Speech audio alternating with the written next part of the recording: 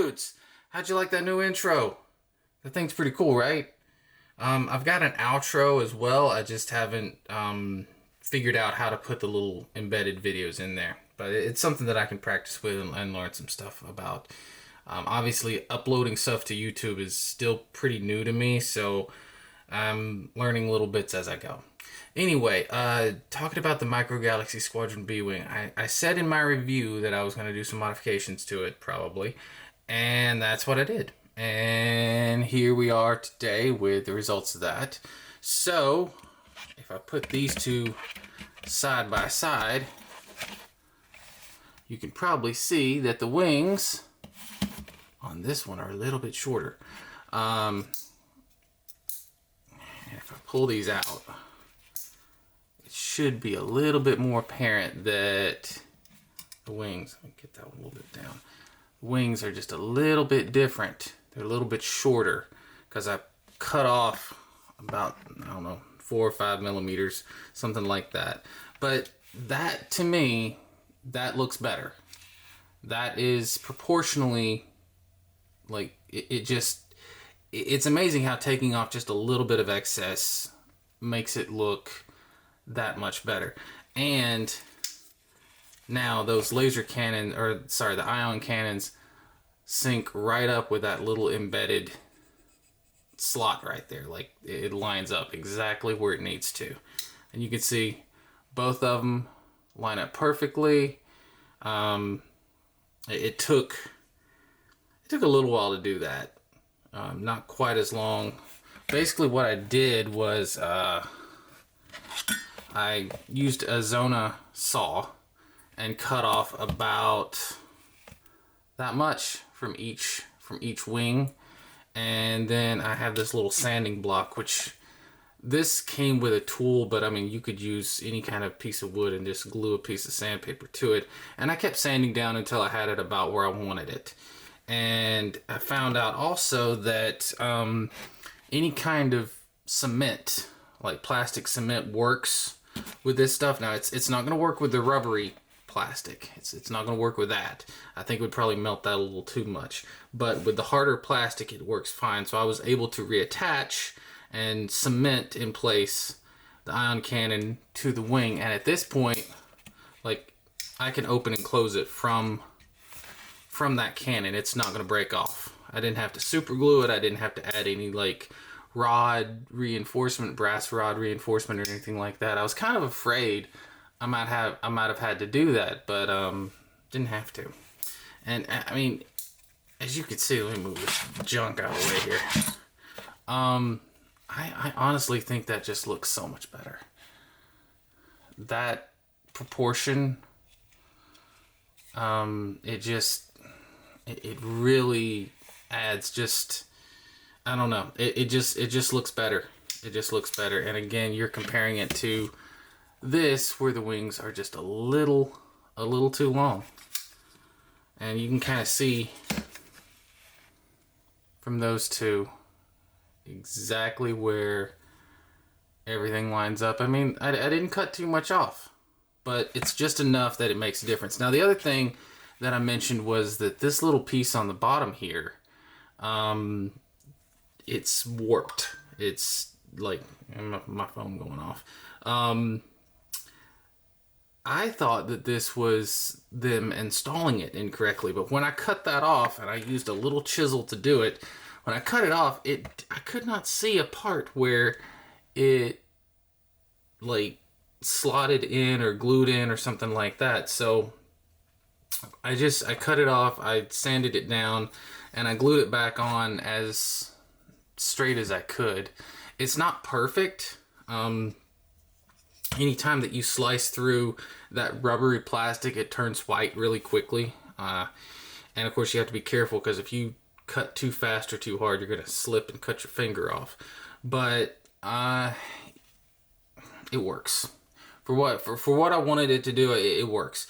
I think that that's a mold issue, and I think that the entire mold is this piece and this piece. I think those two pieces are a single mold. I'm not sure, because it's hard to tell if this piece was separate or not, but I don't think it was. When I cut it off, I don't think it was a separate piece.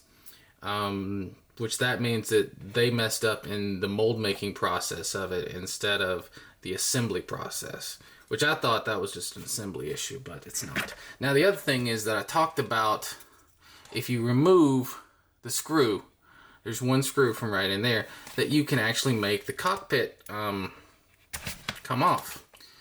And I did that, and I decided to take a little inspiration from Rebel Assault 2 and make it a escape pod.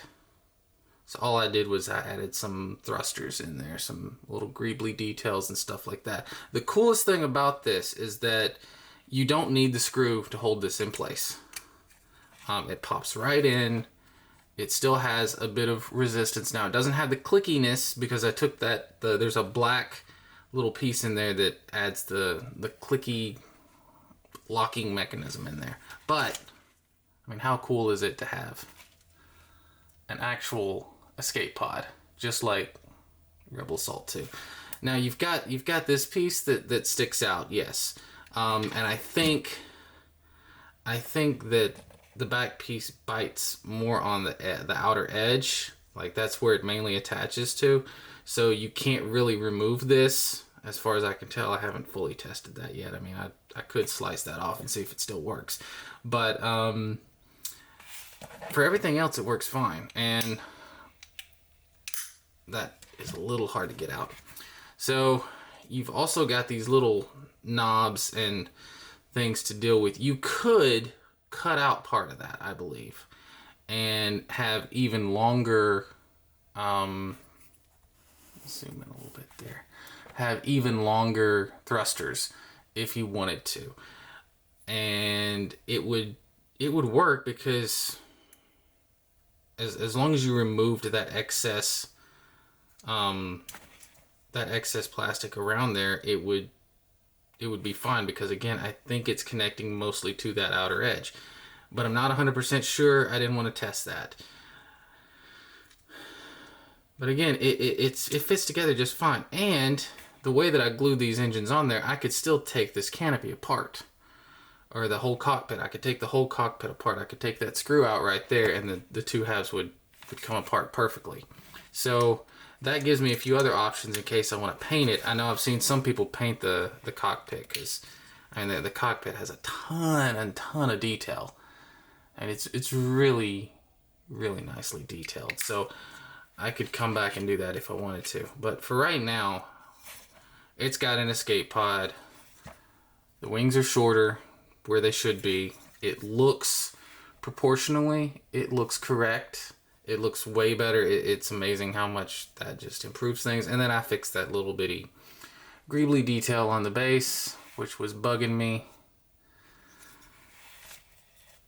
Other things you could do to this, I mean, there's interior detail on the inside of the landing gear on both of them that you could paint if you wanted to. That one is really, really hard to get open.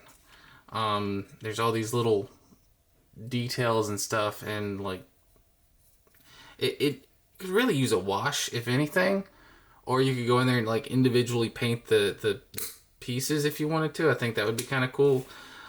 Painting over the silver rods that they hold the wings on, that would be, just to cover that up, I think that would be a nice little addition. Maybe repainting the engines, because they were never yellow. And I mean, there's not much more that you could really do. The whole thing is pretty good, and once you fix the wings, that was the main issue that I had with this in the first place. But yeah, get that money shot one more time. It's I can't explain it. It's just a proportion thing. And I guess, you know, the B-wing is one of my favorite ships. Seeing it enough times, I know what it's supposed to look like. And Micro Galaxy, the original one, just wasn't quite there. But a few little modifications, and yeah, you're good to go. All right, thank you guys. No idea what the next video is going to be, but you know, we'll figure it out when we get there.